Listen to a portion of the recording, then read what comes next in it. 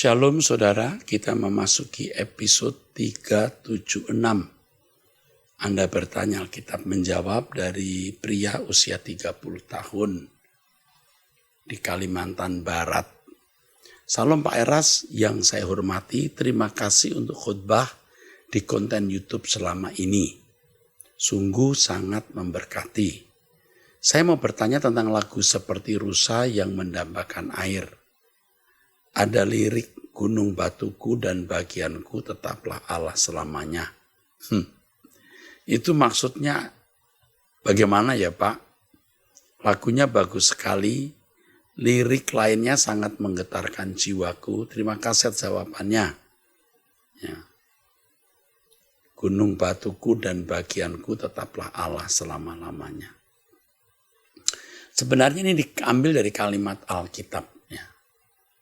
Gunung Batu, ini kalau zaman dulu Gunung Batu itu tempat persembunyian pada waktu perang.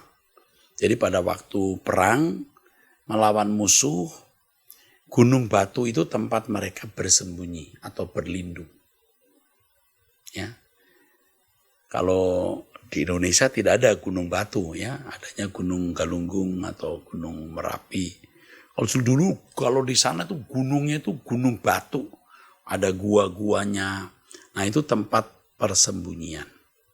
Atau kalau berperang mereka dari atas, musuhnya di bawah, itu mereka bisa menyerang dari atas. Ya. Jadi gunung batu bicara mengenai perlindungan. Bagianku ini maksudnya adalah harta, milik. Bagianku. Aku bisa tidak memiliki apa-apa, tapi aku memiliki Allah. Mesti prinsip hidup manusia itu begitu. Allah itu lebih dari oksigen yang kita hirup, lebih dari darah yang mengalir di tubuh kita, lebih dari air yang kita minum. Ya. Allah lebih dari semua itu. Nah ini akan memberikan kepada kita, saudara-saudara, kekuatan ya. Kekuatan supaya kita ini hanya menjadikan Tuhan kebahagiaan kita. Ini tidak mudah ya.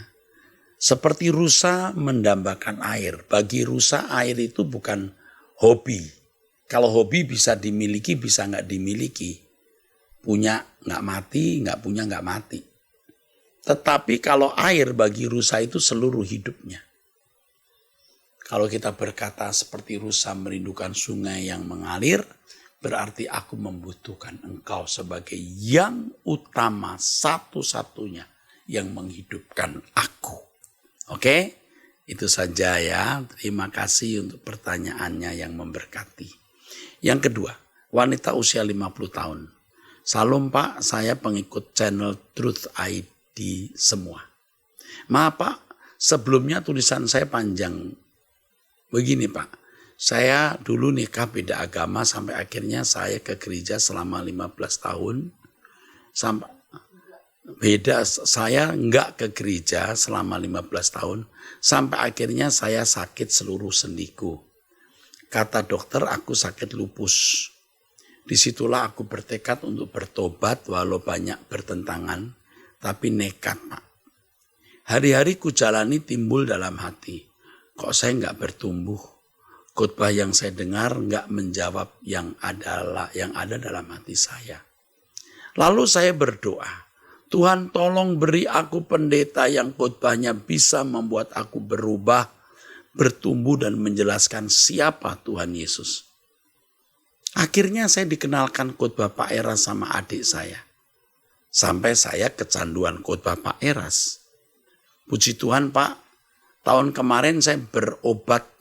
Kata dokter saya bukan sakit lupus, tapi sakit rematik artritis. Sampai jari-jari saya pada bengkok dan sangat sakit sekali.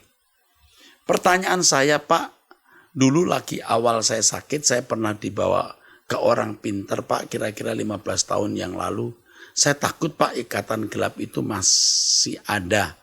Saya juga takut ada ikatan kuasa gelap karena keluarga suami masih percaya sama roh leluhur Pak. Mohon doakan saya dari ikatan kuasa gelap dan sakit saya, Pak. Hampir 17 tahun, Pak, saya sakit, terima kasih. Nah, kalau pas berdoa bersama dengan saya, saudara, saya suruh angkat tangan, saya putuskan ikatan kuasa gelap, itu saudara angkat tangan. Pasti dalam nama Yesus, putus, pasti. Atau saudara bisa berdoa sendiri. Tuhan pasti putuskan. Yang penting saudara mengakui dosa itu dan bertobat. Oke? Selamat datang. Ya, setia terus sampai Tuhan datang. Ya, ikuti terus Truth ID dan berdoa bersama saya. Pertanyaan ketiga. Izin bertanya Pak tentang asuransi. Apakah ikut asuransi itu berhikmat atau mengandalkan Tuhan? Ini tanya beneran Pak. Saya cuma ikut asuransi, bukan agen pemasaran. Cuma belakangan ada yang nawarin jadi agen. Lalu saya malah jadi kepikiran tentang apa yang saya tanyakan itu.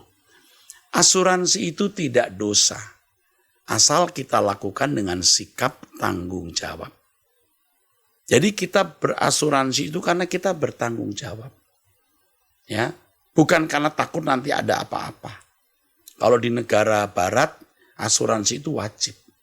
Tidak bisa tidak, semua orang harus asuransi. Nah, kalau asuransi itu sebagai sesuatu yang berdosa, jadi semua berdosa. Bukan. Bukan karena khawatir, tapi karena sikap bertanggung jawab. Ya, oke. Saya kira itu cukup menjawab. Jadi kamu jadi agen asuransi, boleh. Ya. Ajarin orang ikut asuransi karena sikap bertanggung jawab. Pertanyaan keempat, Salum Bapak Pendeta Era Sabdono, saya ingin menanyakan Amsal 3 ayat 27. Kalau kita lagi kekurangan, kesulitan keuangan, dan pada saat itu mendapat kiriman dari kakak, apakah uang saya terima dari kakak boleh saya berikan kepada orang yang lagi kekurangan? Kalau kita lagi kekurangan, kesulitan keuangan, dan pada saat itu mendapat kiriman dari kakak, apakah uang yang saya terima dari kakak boleh saya berikan kepada orang yang lagi kekurangan? Amsal 3 ayat 27 tentu harus saya baca dulu. Ya. Amsal 3 ayat 27 apa sih isinya? Gitu ya. Coba kita lihat dulu Amsal 3 ayat 27 ya. Oke deh. 3 ayat apa? 27, please. Janganlah menahan kebaikan daripada orang-orang yang berhak menerimanya, padahal engkau mampu melakukannya. Oke. Ini pertanyaan yang bagus ya. Senang saya mendengarkannya.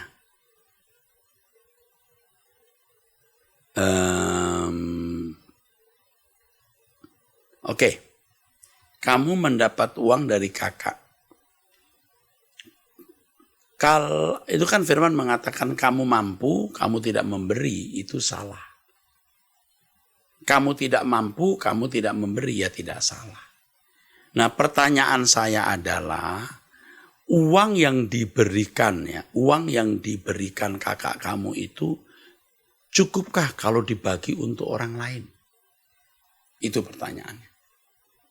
Tapi kalau untuk dirimu sendiri tidak cukup, ya kamu terpaksa berkata aku tidak bisa membantu. Tapi kalau itu bisa kamu bagi, ya mestinya dibagi. Kata mampu di sini bukan berarti kaya, tapi bisa berbagi. Itu maksudnya. Bahkan kadang-kadang ya saudara, kita bisa makan 2 piring demi orang lain bisa makan, ya kita beri satu piringnya ke dia. Jangan karena kamu merasa itu pemberian dari orang, lalu kamu tidak merasa beri ke orang lain. Ya, saya sebagai pendeta sering menerima pemberian orang. Dan setiap kali saya memberi, saya merasa ini bukan untuk saya. Saya terus berpikir ini pemberian untuk orang lain. Saya hanya menjadi alat. Senang dengan nama Erastus, artinya bendahara negeri. Negeri kerajaan surga. Nah ya, ada godaan untuk menggunakan buat kepentingan saya sendiri. Tapi saya mau setia kepada Tuhan. Lalu saya tetap setia untuk memberikan saya tetap setia untuk membagi apa yang dapat saya bagikan ke orang. Oke, dan kita tidak menjadi miskin karena itu. Pertanyaan kelima, Salum, saya mau bertanya kepada Bapak Pendeta Erastus. Saya seorang ibu dengan 2 anak yang punya latar belakang S1 sekolah teologi. Semenjak saya menikah, saya tidak aktif dalam pelayanan mimbar karena urus anak. Suami tidak izinkan melayani full time di gereja karena alasan anak. Anak dua-duanya sudah 8 tahun. Jadi ibu ini 2 anak dan dia seorang sarjana teologi ya. Suami bilang ngurus anak-anak dan melayani mereka lebih penting.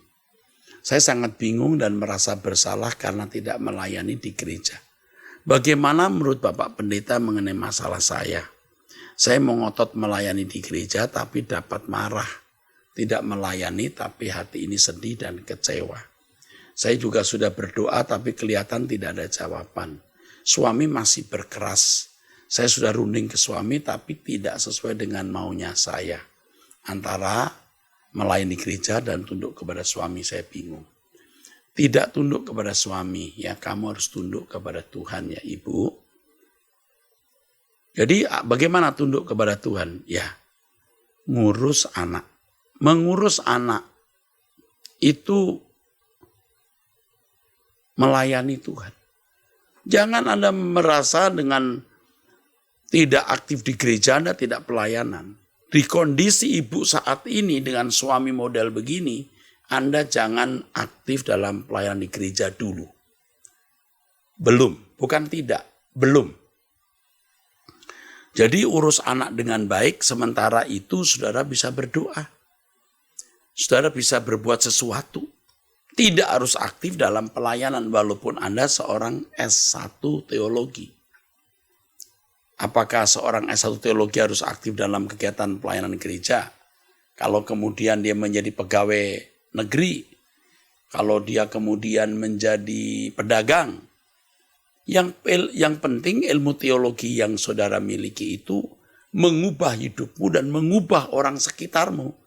Yang kau ubah suami dulu, lalu anak-anak, lalu mertua, lalu keluarga besar. Itu pelayanan. Yang tidak harus mesti terdaftar dalam kegiatan gerejani. Oke? Selamat melayani keluarga dan orang di sekitarmu. Tidak usah ngotot dulu melayani di gereja. Nanti ada waktunya. Bisa nunggu anak besar, belum besar Anda juga bisa mendapat kesempatan. Jika tindakan suamimu tidak berkenan di hadapan Allah, bukan rencana Allah, Tuhan akan bertindak nanti. Jadi biar Tuhan yang bertindak, jangan kamu. Oke. Ini anak gadis usia 15 tahun kelas 1 SMA. Menarik ini. Halo Pak. Saya awalnya nguping waktu mama saya nonton khotbah Bapak, akhirnya awal 2022 saya mulai sungguh-sungguh. Nah, saya mau nanya. Pertama saya ini bingung karena sekarang saya lagi baca kitab Imamat. Tapi terus saya jadi clueless, bingung. Jadi enggak tahu bagaimana gitu. Apa yang harusnya saya pelajari dari apa yang saya baca? Ya, dia tidak mengerti, tidak mendapatkan petunjuk atau arahan. Clueless. Apa yang harus saya pelajari dari apa yang saya baca? Begini, ada hal-hal di dalam Alkitab yang kita tidak perlu harus mesti tahu. Kalau itu terkait dengan budaya Yahudi. Dengan istilah-istilah yang Anda tidak tahu. Kecuali memang kalau Anda belajar teologi harus tahu. Kalau kitab Imamat itu banyak yang memang kita tidak tahu atau mungkin tidak perlu tahu. Ya. Makanya bagi pemula, bacalah dulu Injil Yohanes. Dari Matius, Markus, Lukas, Yohanes, Markus, Lukas, lalu baru Kisah Rasul dan seterusnya. Baca kitab Kejadian. Kalau ketemu kitab Imamat seperti ini kamu tidak tahu, kamu lewati saja, skip. Saya nggak tahu nih, skip. Nanti banyak kisah-kisah yang memuat kebenaran dan nasihat. Nah, kamu baru dapat di situ. Skip saja, jangan merasa kehilangan sesuatu. Ya, jangankan kamu, mungkin juga pendeta belum tentu tahu juga dan tidak perlu tahu dan tidak perlu diajarkan. Karena itu Taurat budaya Yahudi yang tidak akan perlu kita kenakan dalam hidup. Yang kedua, teman-teman saya kadang mengajak saya ngechat saya untuk gibah. Ngomongin orang maksudnya. Nah, Kalau gitu gimana Pak, biar saya bisa tetap menjaga kesucian. Kalau saya diemin, nanti dikira kenapa saya nggak jawab. Gitu ya maksudnya ya. Kalau saya jawab, saya takutnya jawaban saya jadi lebih ke arah negatif. Aduh, kamu anak manis sayang. Kamu harus berkata, sorry aku tidak ikut bicara soal ini ya. Tunjukkan kelasmu. Jangan kamu merasa nanti bisa ditinggalkan dan gak punya teman. Jangan takut. Justru di dunia kita yang rusak ini, kaum milenial banyak yang rusak. Kamu jangan ikut rusak. Tunjukkan integritasmu. Kamu berkata tidak ikut-ikutan. Sorry ya aku tidak nanggapin. Atau kalau kamu perlu kamu diam saja. Ya, lebih baik tidak kamu jawab daripada kamu menjawab kamu berdosa kepada Tuhan. Kamu luar biasa nak. Kamu akan jadi perwira tinggi Tuhan kalau tetap setia. Ikuti khotbah Om Eras terus ya. Ikut home dengan anak-anak muda Rehoboth.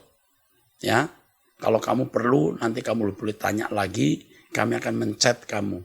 Ikut kelompok orang-orang muda Rehoboth. Home dan warrior. Terus, Pak saya mau bertanya kalau orang yang belum dibaptis nanti bisa diterima enggak ya? Soalnya gereja saya sekarang belum mengadakan baptisan lagi. Yang penting kamu percaya Yesus sebagai Tuhan dan Juru Selamat dan bertobat setiap hari dari setiap kesalahan, minta ampun dan kamu bertumbuh menjadi dewasa. Ya, tentu nanti kamu akan dibaptis. Kamu belum dibaptis bukan karena tidak mau dibaptis, karena memang belum ada baptisan, bukan? Kecuali orang menolak dibaptis, kamu bukan menolak, belum ada baptisan. Jadi sama sekali nggak masalah sayang. Ya, kamu pasti masuk surga. Orang seperti kamu ini tidak mungkin masuk neraka. Ya, tidak mungkin. Kalau kau meninggal kapan saja kau masuk surga, nak. Tidak akan masuk neraka. Dari bahasamu ini, kamu anak Allah yang baik. Nah, memang pergumulan kamu berat, kamu menghadapi kaum milenial yang warnanya begitu jauh dari kebenaran. Tapi berjuanglah untuk memiliki integritas. Jangan takut tidak punya teman, jangan takut ditinggalkan sahabat. Yang penting kita berkenan kepada Tuhan dengan segala harga yang harus kita bayar. Kesetiaan itu harganya tinggi. Ya, selamat berjuang sayang. Pertanyaan ke-7. Pak Eras tolong dong sekarang anak saya diputuskan pisah oleh istrinya. Udah punya anak 3. Tuhan, saya minta ampun kenapa istrinya begitu. Dia bilang anak saya bokek gak punya uang. Kok sekarang baru bilang gitu, kenapa harus sampai punya anak 3? How should I do, Lord? Apa yang harus kau lakukan, Tuhan? Tolong bantu Pak Eras, tolong ya saya mohon. Yang pertama, ibu tenang bisa enggak? Ibu itu enggak tenang masalahnya. Ibu tenang dulu. Lalu di sini ibu ada kemarahan terhadap istri anakmu. Jangan marah.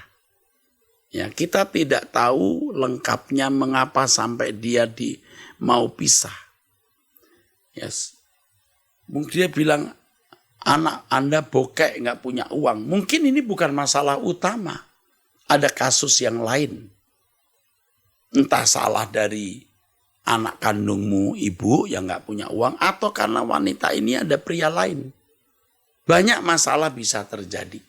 Saya tidak menuduh ya, tapi jangan melihat dengan kacamata sempit. Wah, karena anak saya nggak punya uang. Belum tentu. Nggak punya uang tapi sayang istri juga belum tentu mau ninggalin suami loh. Jangan nggak punya uang galak lagi, nggak punya uang kasar lagi, nggak punya uang KDRT lagi, nggak punya uang genit lagi. Nah kan istri jadi nggak nyaman.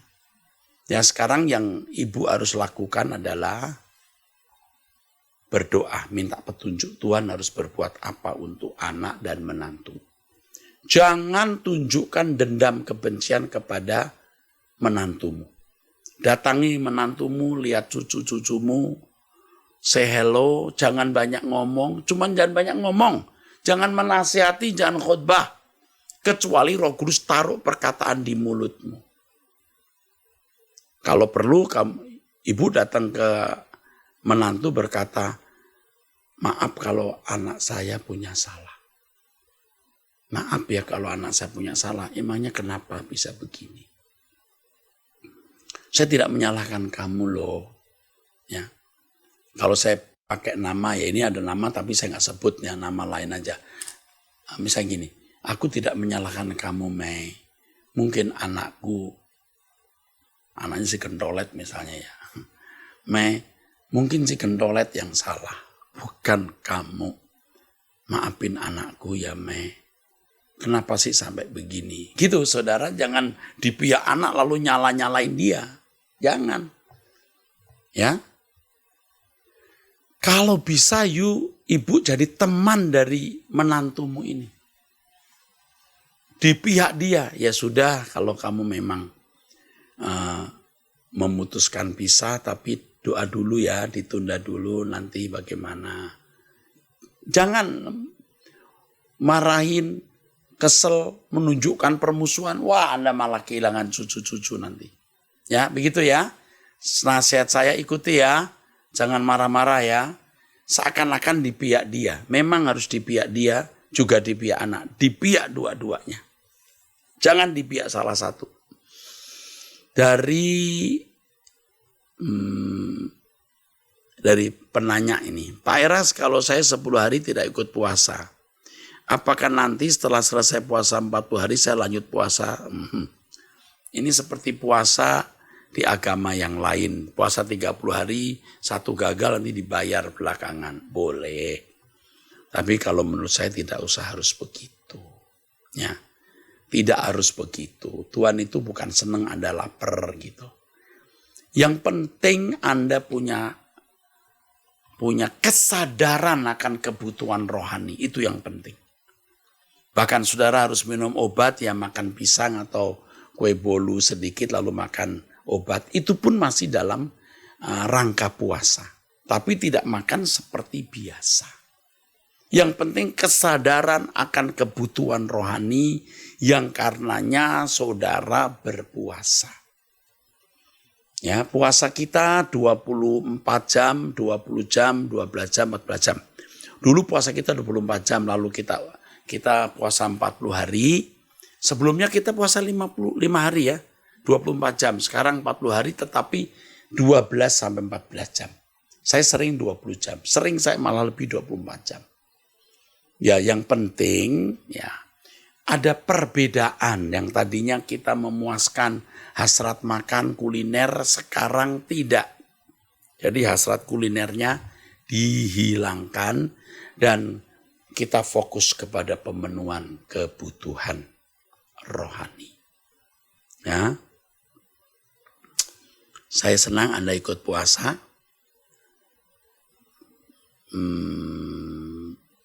10 hari tidak.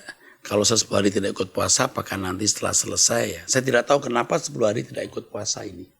Karena sakitkah, karena keluar kotakah, ya. Tapi jangan ini jadi masalah. Yang penting ada kesadaran akan kebutuhan rohani. Mungkin Anda juga bersama-sama dengan tamu terpaksa harus makan. Biasanya Anda makan 1 piring atau 1,5 piring, sekarang 1/4 piring. Itu pun dalam rangka puasa.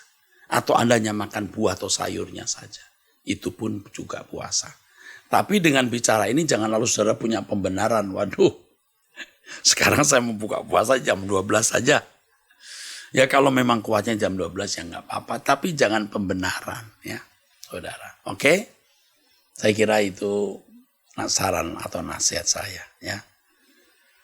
Dari pria usia 55 tahun.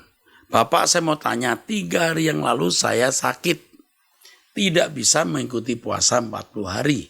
Apakah bisa nantinya saya ganti? Tetap 40 hari Bapak. Sebelumnya dan sudahnya saya mohon maaf. Ini sama dengan pertanyaan yang tadi. Kayak utang saja. Ya kalau 3 hari tidak bisa puasa ya nggak apa-apa. Tidak puasa dulu. Atau seperti yang tadi saya katakan, biasa makan 1,5 piring, 1 piring sekarang 1/4 atau buah saja. Atau hanya minum dan makan sedikit kue. Ya enggak apa-apa, yang penting kesadaran akan kebutuhan. Dan dari mengurangi kuliner atau mengurangi nafsu makan itu, menghindari makan itu, saudara mengalami perubahan. Jadi yang penting ini perubahannya. Saudara. Apa artinya puasa 40 hari atau 400 hari tapi tidak berubah? Percuma. Yang penting perubahan, ya. Pak, saya hanya 10 hari. 10 hari berubah, puji Tuhan.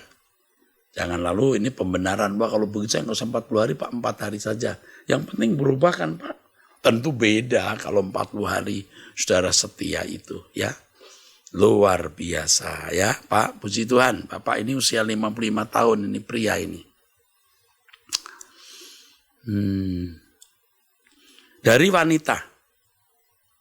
Ini wanita dengan marga Siahaan. Menarik juga nih pertanyaannya. Kalau aku, Pak, bagaimana aku bisa mencuri perhatian Tuhan dari sekian banyak manusia di bumi ini? Weh, keren ya, Siahaan ya, itu ya. Ini wanita. Ini memang menjadi kerinduan saya dan saya sering kemukakan kepada saudara, kita attract Tuhan. Ya. Ini sudah, kerinduan ini saya sudah tulis menjadi lagu ya. Bapa dari ketinggian tatamu, kau menyelidiki setiap kalbu. Gitu. Pada semua insan di bumi, kau yang menguji. Itu sudah saya tulis ya. Kiranya engkau temukan di matamu aku berkenan di antara manusia. Saya senang ya dengan itu punya pertanyaan ini. Ya, kalau boleh saya boleh sebut namanya, saya sebut saja Adelia Siahaan. Ini bukan pertanyaan pribadi, ini pertanyaan banyak orang. Adelia, saya senang kamu bertanya ini karena ini kerinduan kita bersama. Setia terus ikut doa pagi, doa puasa, ikut selalu dengan Truth ID.